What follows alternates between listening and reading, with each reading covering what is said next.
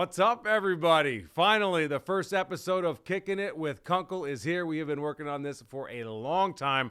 I'm the sports director here at Fox 26 in Houston, Will Kunkel, and this is going to be a brand new weekly show. It is going to live on the Fox Local Smart TV app, which means you got to download it. You got to tell your friends to download it. It will air live at 3 o'clock every single Friday, but then it will live on the app as well, so you can rewatch it, you can send it to your friends, etc. So we're going to talk to athletes all around the country, obviously primarily in Houston, and it's not going to be that same old boring, why didn't you guys win more games? What's going on here? It's going to be in-depth. It's going to be good conversations, life struggles that these athletes have, because remember, they are athletes, but they are also people. They have issues going on at home. They have beliefs. They have opinions, all of that. We're going to get into all of it. We're going to get uncomfortable at times. It's going to be fun. It's called Kicking It with Kunkel. Follow me on X, by the way, at Will Kunkel Fox, to see more videos that we push out. Now, this week, I got to sit down with Astros star pitcher Lance McCullers. It's been a long time since he's been a star pitcher. He's aware of that. He's aware of everything that everybody says. But we got into some awesome in-depth conversation at his brand new coffee and cocktail shop called Maven. It's in the Thompson Hotel. If you haven't checked it out, you got to check it out. Great cocktails that we tried and great croissants as well. But nonetheless, no more delay. Here's our conversation. Dude, it's been a minute. Yeah. How frustrating. What's more frustrating, the injuries, the hate on social, the misunderstanding of the whole everything? I was thinking about it yesterday. I can't even imagine. Can you even go on social media? Yeah, of course I go on social. Yeah. I mean, listen, it's not. I think for me, I know like where my heart is, and I know how much I've sacrificed, and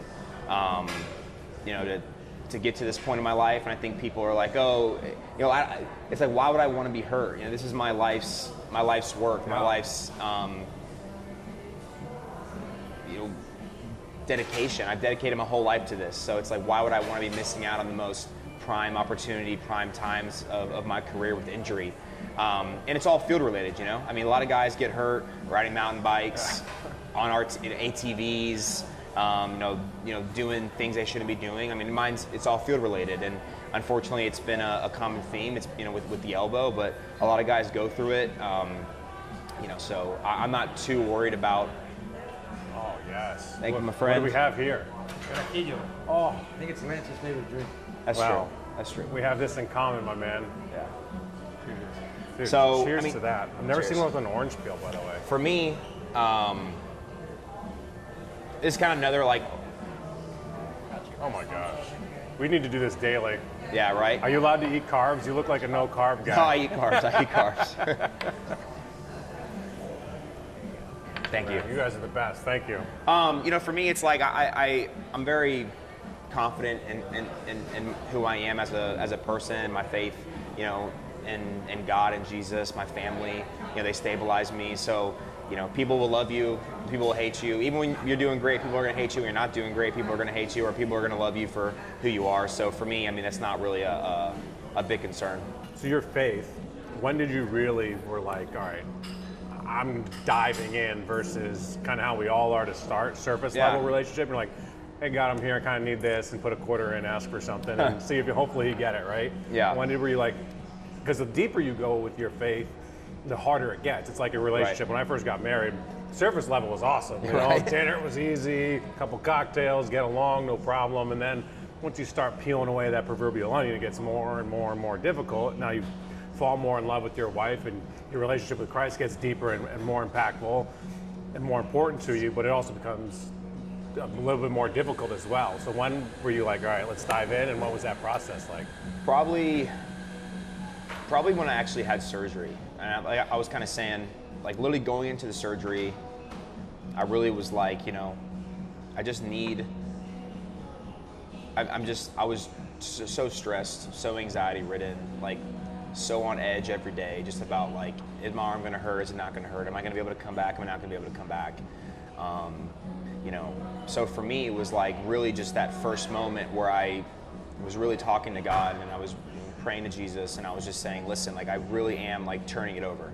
Like I'm not for real this time. Well, I've never really kind of I've always believed and I've always trusted, right? And I've always known God will take care of me. Everything in my life, even if it was going all the way back to the draft. I remember, you know, this is a long story for another time, but even going all the way back to the draft, my draft year I was projected, I think I was like the 9th best prospect in our draft. And it was the first year that the draft rules changed where they were having the really hard caps. And if a team didn't sign you, they lost their bonus pool. And there's all kind of stuff, right? And so I was expecting to be a top 15 pick, and I was sliding in the draft. I ended up getting picked 41st. I was sliding in the draft, and I really wanted to sign. I was going to go to college. I didn't necessarily want to. I really wanted to play baseball. And I remember being so mad and so angry. And then the Astros drafted me. And just looking back on how everything's played out, I really was just like, man, there was just the plan the whole time. This was the plan the whole time. And so like even just like reflecting back on life and thinking of stuff. So I've always been a believer. I've always had like a deep general faith, if that makes sense. Yeah, I'm the same way. I always have believed since a child, and probably because of the way I was raised as well. But I never really overly questioned it. I questioned it just from a curiosity, like conversational standpoint. Right. Like I could ask you a question. Doesn't mean I believe what I'm necessarily asking you. It's just kind of poke and prod and learn. Yeah. And that's kind of how my faith has always been, and it's allowed me to even get deeper as well. Yeah. So it was more of just like I've always been, I would say, faithful, and I've always tried to, and I'm Catholic, you know, my background is Catholic, so I've always tried to, you know, live by the commandments, and I've always tried to, you know, but really kind of turning myself over and, you know, keeping the days of holy obligations and, you know, following His word and, you know, really trying to be a man of Christ, I think is two different things. And I think, you know, trying to truly walk that line and live my life through Christ versus like just being a general believer. I think that's kind of the difference. And so when I had surgery last June, I remember the night before I had surgery, I was praying, and I really just said, you know, I am truly like, I'm turning it over, and I'm gonna be okay, and I'm even if I come back the best, or if I never come back, like I'll be equally okay. And I really was like, because that really is your will, and God and Jesus, I've always been taken care of. My family, there's always been bigger plans in the works for me and our family. So I said, I'm turning over. I'm not going to stress. I'm not going to worry. You know, and at the same time, you know, I'm decided I was going to dive in more. You know, I was really going to dive into, you know, actually reading the Bible and reading the scriptures and, you know, researching and developing that relationship and trying to be a man, you know, of God instead of, and really set a great example like for my daughter and talk to my kids about God and you know, pray with them. And so that's kind of the difference that I've kind of, I guess, made versus like always just being like a faithful one, like being maybe more outspoken about it, or, you know, trying to seek more, or, you know, trying to bring people to the church. And, you know, so I think there's just a different way that I've been going about it. And, you know, like I said, I mean, I really did turn it over in this aspect, and that's kind of been a huge thing for me. Is there a big faith presence in the Astros clubhouse? And I ask that because the Texans have a real big one with C.J. Stroud now, and Will Anderson, D'Amico. They're really outspoken about it. They have Bible studies on Saturdays before games. Yeah, we have Bible studies. We've always had Bible studies. We have Bible studies midweek, and we have chapel on Sundays. You know, I mean, I think that there's ebbs and flows every year, just depending. But I think that, and we have a Latin one as well, Latin Bible study and a Latin chapel. So I would say, yeah, there's a pretty big. What do you do? Yeah. So like I said, I've been going to church, waking up early, going 6:30, 7 a.m. before the games. That's awesome. You know, I actually talked to Penn Murphy yesterday about maybe getting a WhatsApp group together of guys around the league, and you know, just trying to be, you know, trying to be more men of Christ, and, you know, trying to, you know, exemplify that through our daily scriptures, or through our actions, or, you know, through our words. So that's been something that, you know, we've been working on too. How have you seen faith like affect the clubhouse? Because I've always argued, and I think anyone that's ever been in a locker room, a clubhouse, anything, when you know someone's why, you know someone's purpose, you know someone a little bit deeper than like, hey, they want to do well, or they're a baseball guy. Like, you fight a little harder, you play a little differently. It's more of a brotherhood. How have you seen that faith impact the clubhouse over your time? Yeah, I mean, I've seen it a lot over the years with us. I mean, I think that a lot of guys have just been together on our team so long. Yeah. Maybe too long sometimes. But anyone in particular? No, I think but we've been together for a really long time. But I think it helps teams, especially in the beginning, kind of gel. So like I mentioned, the Texans and stuff like that. A lot of younger guys, new guys. It gives guys common ground. It gives guys something to kind of rally around and to, get to know people in a different sense. So, I mean, I'm obviously a huge proponent. I've spoken at Faith Night a couple of times. Yeah, which is awesome. So I've never been shy about it. It's just something where it's not necessarily, not that I've been living my life in the wrong way. So I really just try to just really turn it over and really search and really dig and really do daily worships and daily scriptures and just make it a part of my daily life versus it just knowing. I've always known. I'm a faithful person. I will tell anyone and everyone, of that. But I think just making it more of a daily routine or a part of my daily life has been huge for me. Been a big anchor for me. Being in the public eye, I'm sure you get pushback about your faith. When you are open about it, what do you do? How do you respond to it? What do you do? Nothing. I read a really cool story the other day. It was talking about someone who he was working as a new lawyer years ago. He's a pastor now. He was telling the story. I was listening to the story, and it was in the 90s. And he was saying that he was a new law clerk, I think, or something like that at a practice. And he said that he felt like the Holy Spirit was telling him to go into the workroom and invite one of his fellow colleagues to church. I love these stories. And so he went in there, and the guy that he was inviting was an atheist. And so he went in there and he said, I really want to invite you to Sunday Mass with my family. It's Easter. And the guy was like, I'm an atheist. I don't, believe in faith. I can't believe you'd ask me to go. He said, listen, it was just on my heart. Thought I would want to ask you. And the guy said, I don't believe in that. I don't believe Jesus lived. And he was giving him the facts about it. And so the guy eventually said, no, I'm not going. So he said he walked out of the room. He's telling the story. See, brother. He said he was telling the story. Now he's telling the story, obviously years later. And he was like, I felt so stupid. I was like, why would I feel this need to go in there and invite this guy to church? And he said 4 years later, he got approached by someone and shook his hand and said, he was a pastor at this point. He had left the law clerk and was a pastor now. And he said that he had someone shake his hand and said, I want to thank you for turning me to faith. And he says, I've never met you. And he said, 4 years ago when you went into the lunchroom at the law office and invited the man to church, I was on my hands and knees fixing him behind the desk. You never saw me. He goes, I was the custodian there, and I was going through a really hard time. And listening to you invite him and speaking about your faith, I went home to my wife, said we're going to go to church tomorrow, and he's like, we've totally changed and turned our life over to Christ. And to go back to what you said, I kind of just feel like, I know maybe if people are apprehensive towards it or feel how they want to feel, but I think that if me being outspoken or people at least saying he is a believer, and he believes in something, if it just helps one other person come to God or come to their individual relationship with their faith, I think that's worth it. That's so awesome. I get chills. It was a cool story. It was a really cool story. There's so many stories like that too. There's a lot. I mean, and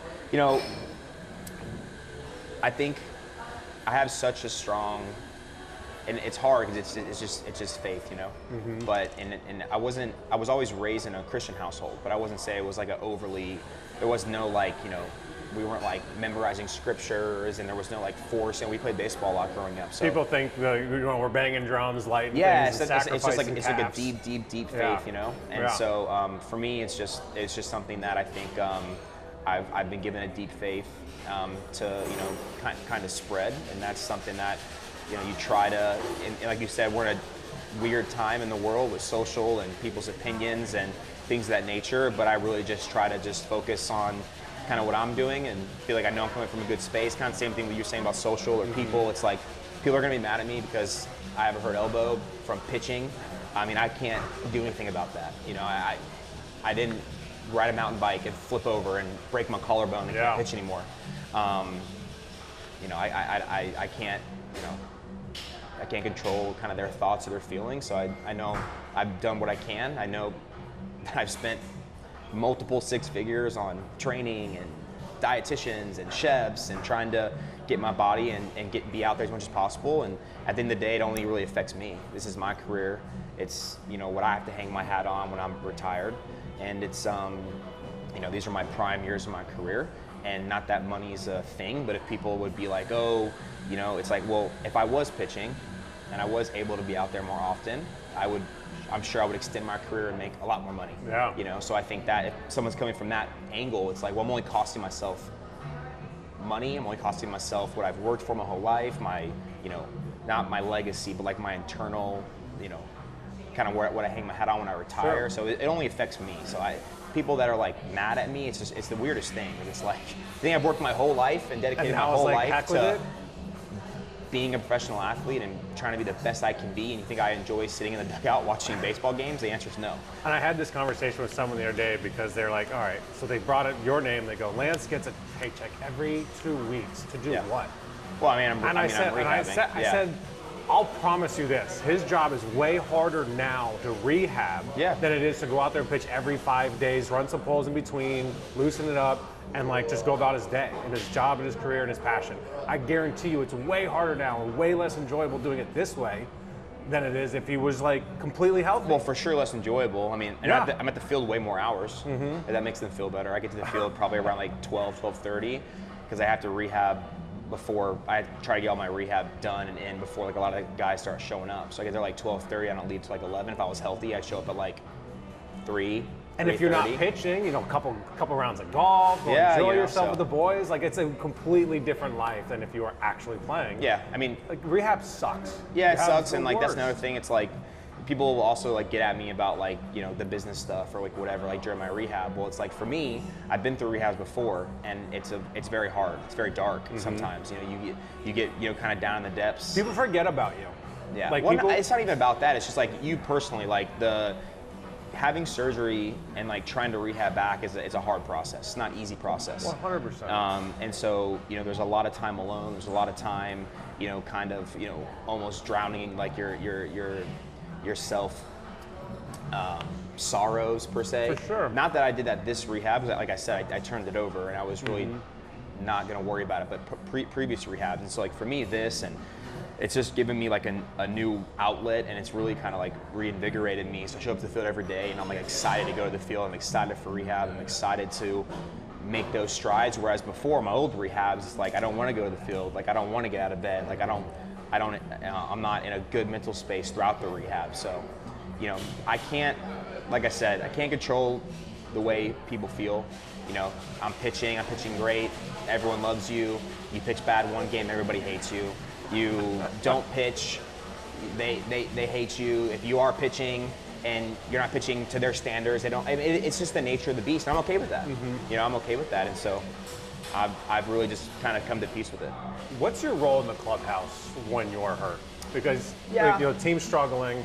Like, do you go in there? Do you feel comfortable to be like, all right, boys, let's go? Like, that's not. I mean, I've been here. I'm the second longest tenured Astro. Right. After Altuve, you know, so I think, you know, being around is important, you know, so like, I mean, I had the option to stay in Florida and just hang out at the beach and go to rehab a couple hours a day and, you know, not be here. I had the option last year when I had surgery to stay in California and rehab out there for the first couple months of my rehab, but I chose to come back to Houston and, you know, rehab here because I think being around the team is important, especially if you've been here for a long time, you have those relationships. You know, it's not my place per se to go in there flipping tables because I'm not playing, can't get out there. But I think just like kind of being there every day and checking on guys, picking guys up, you know, trying to, you know, be a good teammate is kind of where I'm at as my role goes. I think, you know, when I am back pitching and things of that nature, I can be a little more fiery around. But I mean, for right now, it's just more about just being around for support. You know, that's kind of how I've tried to take it. How do you go about those conversations with guys? Like, are you just always always optimistic with them? Do you notice things that you wouldn't notice if you weren't in the club, like watching on TV? Like, guys, why are we not doing this? What's going on? It's just more about like, you know, check, like if someone's maybe struggling or something, checking in, sitting with them, or just kind of talking with them, you know, seeing how it's going, you know, trying to, just kind of peel back the layers a little bit and just kind of know like they have someone there, something like that. I'm there for a lot of the guys we have now rehabbing are first-time rehabbers. Yeah. So I'm like Luis or like Bennett Souza. So I'm there for those guys as well. Just kind of like helping them kind of guide through it a lot. I'm the guy that a lot of guys come through and say, hey, it's my first rehab, what should I expect, or how do you go about it? And my advice is like, bro, you just try to win the day. Yeah. You just try to win the day. If you're early in rehab, it's gonna suck. Your arm's gonna hurt. You're gonna be in a lot of pain. And you just try to win the day, and you just try to support your team. So, like I said, I mean, I used to really care, honestly, about my perception, like what people would think about me. But for me, it's I know that I can't really do anything about it. I know I'm doing what I can, and I know at the same time too, like where my heart's at. And I really do truly love like the organization. I love Houston. I love the people here. So, I if they can't see past the elbow injury, it's like it's part of the game. I mean, guys across the league deal with elbow surgery, multiple elbow surgeries, and it's just almost like every single team, no matter who it is, whether it's Otani, whether it's Walker Buehler, it doesn't matter. You're gonna have injuries. You're gonna have to deal with it, and I'm just unfortunately I've had to be one of those guys too. When you do get back, when is that going to be? So that was only 20 minutes of our entire conversation. It was long. You can watch all of it right now, the whole thing uninterrupted on the Fox Local Smart TV app. And I also want you to get involved. I want to hear from you. Who do you want us to talk to? What do you want us to debate? What sports do you want us to talk about? Find me on X, @WillKunkelFox. You can even email me, will.kunkel@Fox. Now remember, this airs live every Friday on the Fox Local app at 3 o'clock. 3 o'clock every Friday on the Fox Local app. I don't know what else I got for you. This is Kicking It with Kunkel. I'm Will Kunkel, sports director in Houston here at Fox 26. Got any questions? Let me know. We appreciate you guys all tuning in this week.